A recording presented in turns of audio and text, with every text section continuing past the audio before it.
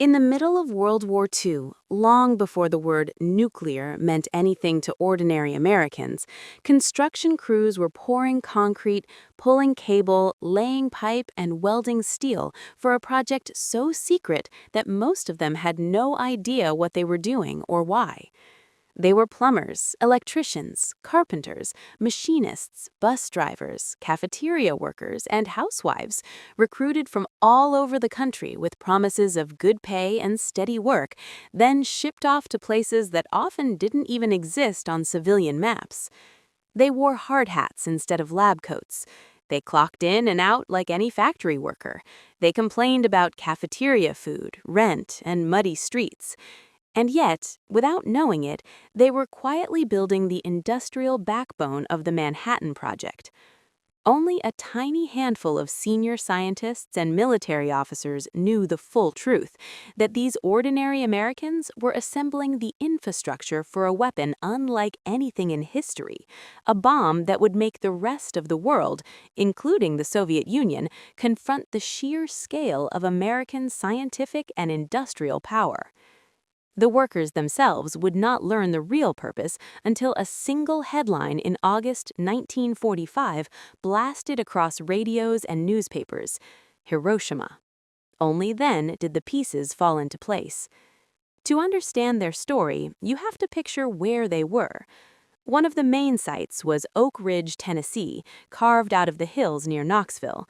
In 1942, it was mostly farmland, hollows, and dirt roads. By the end of the war, it had become a full-blown secret city of tens of thousands of people, ringed by fences and armed guards, complete with houses, dormitories, schools, churches, stores, and movie theaters. On paper, it was the Clinton Engineer Works. In reality, it was the heart of America's uranium enrichment program.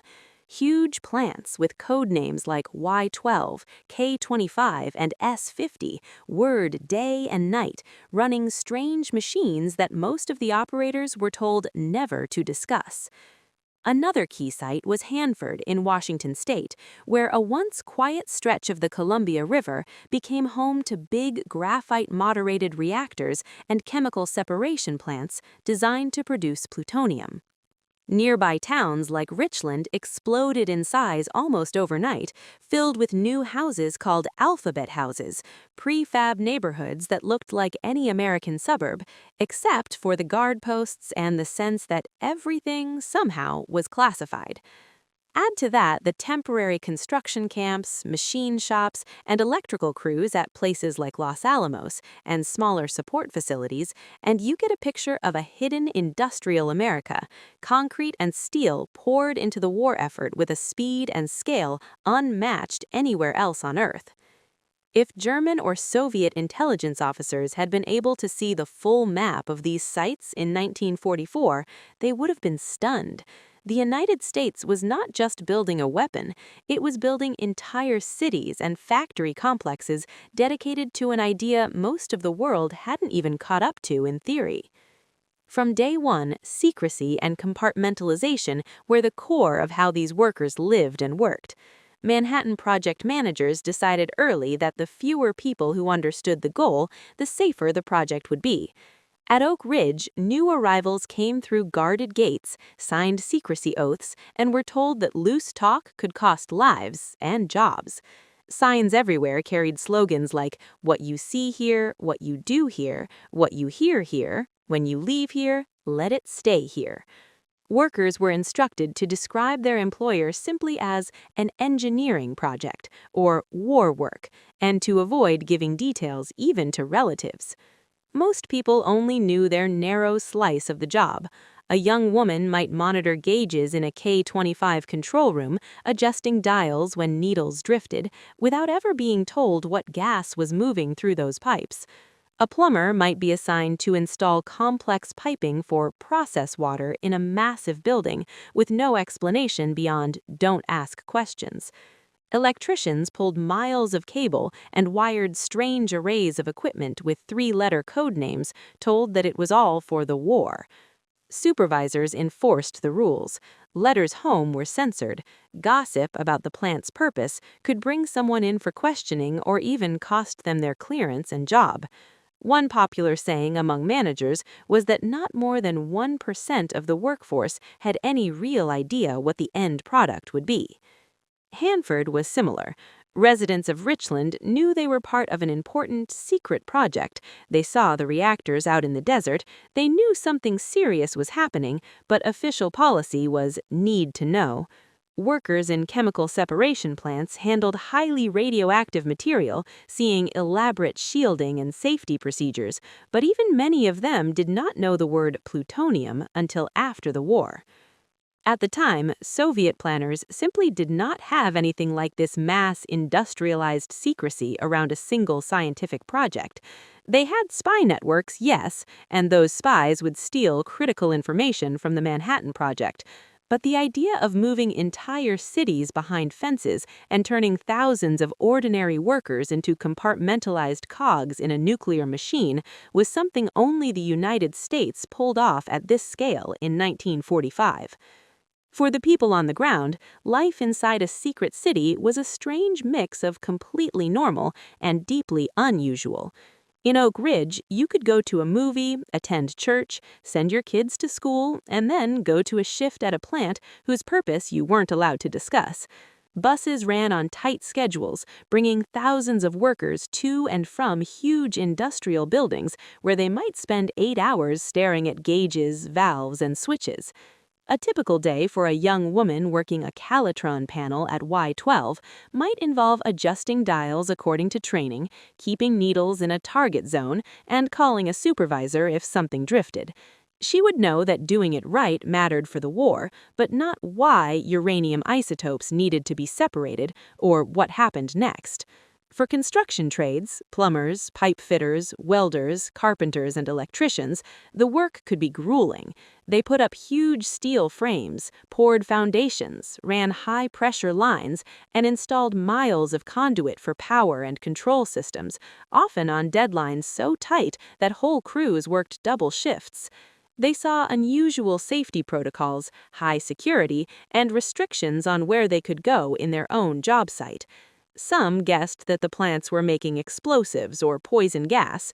Others thought it had to do with radar or some kind of new fuel. A few suspected something involving atomic research, especially those who overheard scraps of conversations from scientists or engineers. But open speculation could get them in trouble.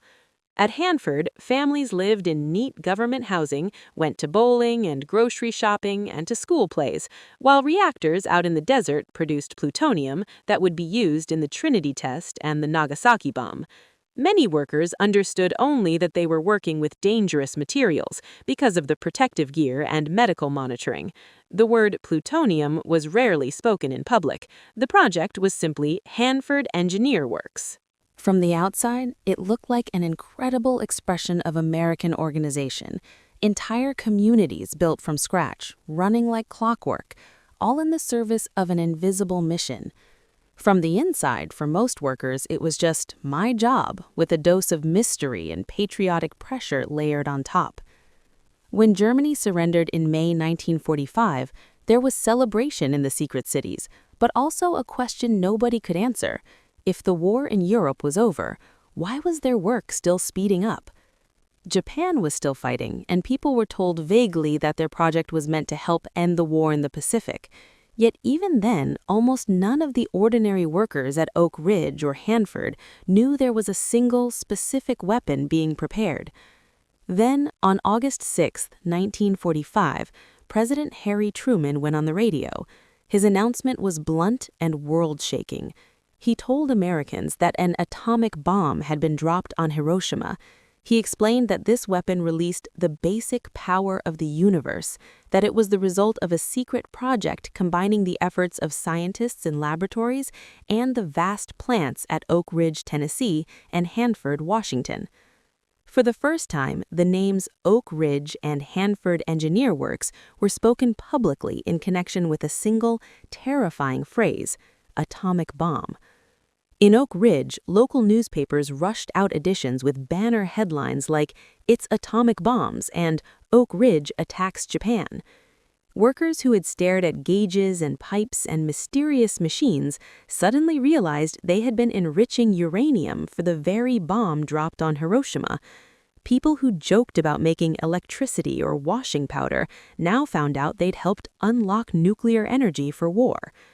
In Richland, near Hanford, the shock came just as suddenly. Residents woke to front-page stories explaining that plutonium from their reactors had gone into the weapon that destroyed Hiroshima, and that more bombs were likely coming. Some cracked grim jokes like, "That's what we've been cooking out there." Others simply stared at the paper in silence. In both places, the reaction was a complex mix: pride, disbelief, awe, and for some, a creeping unease. They had done their jobs, as Americans, as workers, as patriots. Now they were being told that those jobs had helped flatten a city on the far side of the world in a single flash. In the days after Hiroshima and then Nagasaki, the U.S. government made sure the story of the Manhattan Project was framed as a triumphant technological achievement. Newsreels, magazine articles, and official statements emphasized the bravery of bomber crews, the genius of scientists, and the scale of the industrial effort. They showed photographs of huge plants and secret laboratories, marveled at how these cities had been kept off maps, and highlighted how fast America had turned theoretical physics into working weapons. For many ordinary workers, this framing landed as validation. They could say, "We helped win the war." Men who had held wrenches and torches, women who had monitored dials and typed reports, all discovered that their unseen labor had been part of something the president himself called the greatest scientific gamble in history. Oral histories from Oak Ridge and Richland preserve quote after quote that sound like this: "I didn't know what we were doing, but I knew it was important." Or, "When I heard about Hiroshima, I realized my little piece had been part of something huge." There was genuine pride in having been trusted enough to work on a project that had to stay so secret.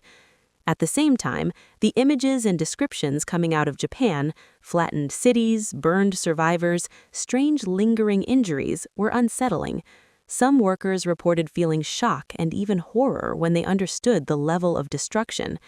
The official line emphasized ending the war quickly and saving American lives, which resonated with people who had sons, husbands, and brothers still in uniform. But beneath that, for many, was the dawning realization that their ordinary work had contributed to a weapon that seemed to cross a moral line. In the short term, though, pride tended to dominate.